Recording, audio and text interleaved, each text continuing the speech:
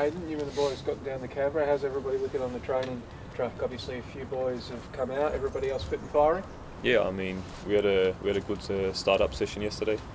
Arrived safe here, sun's shining, so we're enjoying it. Yeah. Obviously, coming down, you've had a chance to look at the film from the first Lebanon game as well. What you did do, what you maybe didn't do. What are some of the areas you're looking to improve on tomorrow? Look, we'll tidy up our stuff on the ball.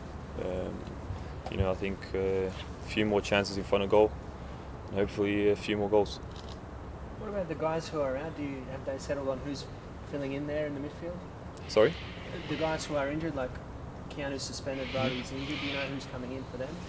I don't know who's coming in for them. I'm not the manager, but no, we've rotated around a bit. There's boys who are ready to go, so I'm sure they're expecting a chance, and I'm sure Anya will give everyone a good run. Are you keen to put your hand up there and say, "Pick me, Anya, I'm ready to go"? Of course I am. You guys got a bit of a look at GIO yesterday. What did you make of the ground and the surface out there? I've actually played against who was it, 5 years ago? I think when we played in Canberra. So I've been here once already, and look, we had a nice crowd last time, and I think I've heard that this time around it's going to be even better. So we're looking forward to it. Capable of going 90 minutes if played, Ajdin, you reckon? Yeah, why not? It's been a difficult couple of years for you personally, or 18 months or so. Do you feel like coming back into the Socceroos, you're ready to make up for lost time? Yeah, look, I did lose a bit of time, but you know how football is. You've got your ups and downs, and I've managed to get myself up running, and I feel great. I feel good. I feel fit, and I think I'm part of the squad now. I'm going to try to do everything, just to keep myself fit, keep myself healthy, and do what I can. During that time away from the squad, did a lot of the boys keep in touch with you, reach out to you, send you messages of support? Yeah, I did actually speak to quite a lot of boys. I'm not going to name names now, but I did keep in touch with a lot of the boys. I also wish them the best, especially for the Asian Cup. So yeah, it's how football is. How important is this game in the overall picture of building towards it and qualifying for the World Cup? No, every game's important. I think me personally, I take it game by game, and I think we as a team and as a nation do as well. And it's every game's important because we want to finish as high as possible and as good as possible.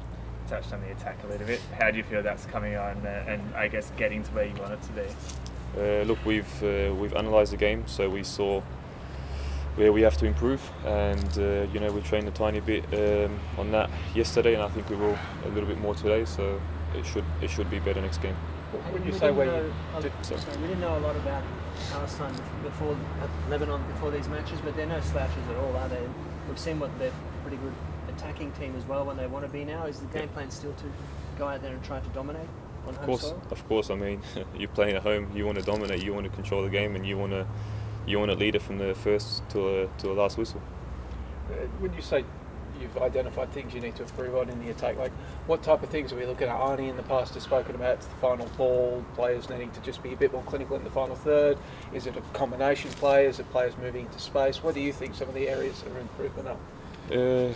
Look, I just think the connection has to be there. When the connection's there, then you look into the detail, the final pass, playing on the right leg, making the run on time. Is it offside? Is it onside?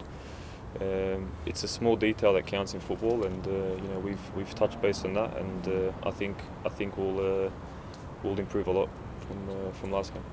That knack of understanding what to do and when to do it. A lot of it's instinct, but you spend a lot of time on the sidelines. Are you still trying to build up your sixth sense when it comes to footballing side, or can you just turn it on and off? No, look, you always want to work on. Even if you're good at stuff, you still want to work on it. You want to improve and you want to get even better. And I think that's what we're trying to do.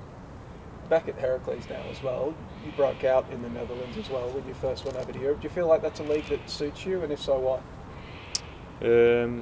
Look, the offer came around, and it wasn't that I just wanted to go back to there. It just came out. It was interesting for me. I know the manager, who gives me the trust that I needed in that moment. So that's why, and that's how it happened.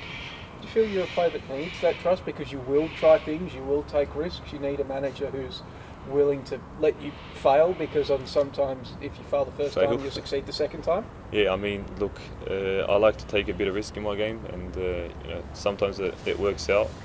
When it works out, it's great, and when it doesn't work out, I'll keep going. Ajdin, does Craig Goodwin come straight into the team? We've seen him being such a big game player. Is he match fit? How's he going at training? I think he's fit. I spoke to him. He feels good. He's happy to be here, and I think he's ready to go. With the Olympics coming up, I mean, if the Socceroos make it, you can take 3 overage players. Would you put your hand up for that, say Tony Vidmar? I'll always put my hand up for the national team, and I think everyone knows that. So when the Olympics do come around, we'll see what happens. Obviously, the situation and what Tony does need.